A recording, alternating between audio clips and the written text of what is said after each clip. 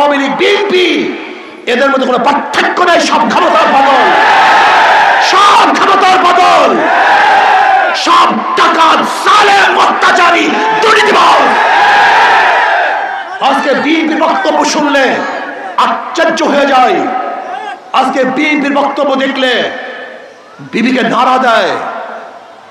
জীবনের মায়া ত্যাগ করে রাস্তায় ঝাঁপ দিয়ে বলেছিলাম, জানি না সে রাস্তা থেকে ফিরতে পারবো কি পারবো না।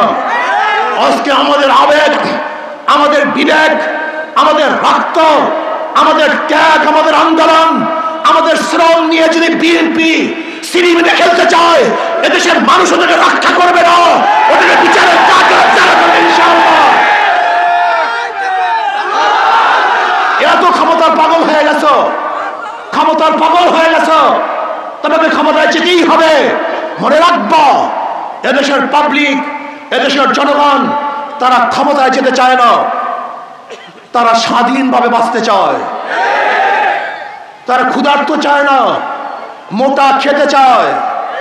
তোমাদের মতো রক্তের উপর দাঁড়িয়ে মার্সিডিজ গাড়িতে চলতে চায় না। তারা সামান্যভাবে বাংলাদেশে হাঁটতে চায়। তোমাদের মতো প্রসাদে থাকতে চায় না। তারা মোটামুটি মাথা গোজা ঠাই খোঁজ করে। তোমাদের মতো হাজারো বস্ত্র পরিধান করতে চায় না, মোটা কাপড় তারা পরিধান করতে চায়।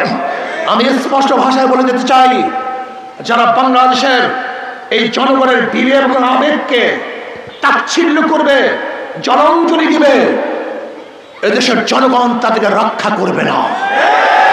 বিচারের কাঠগড় অবশ্যই তারা করবেই করবে ইনশাআল্লাহ। এর জন্য আমি জনগণকে বলবো, আসুন ওই জালেম, দুর্নীতিবাজ, লুটেরা, খুনি ওদেরকে বয়কট করুন। আওয়ামী লীগ বিএনপি মুদ্রার এপিঠ, মুদ্রার এপিঠ। ওরা 53 বছর পর্যন্ত ভাগাভাগি করে দেশটাকে দুর্নীতিতে 5 বার চ্যাম্পিয়নশিপ করেছে।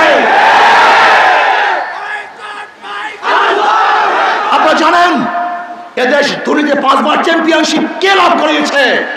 এই বিএনপি এবং আওয়ামী লীগ ভাগাভাগি করে এদেশের টাকাতি, চুরি, গুন্ডামি, বদমাশি গোটা প্রশাসনকে ধ্বংস করে ফেলেছে।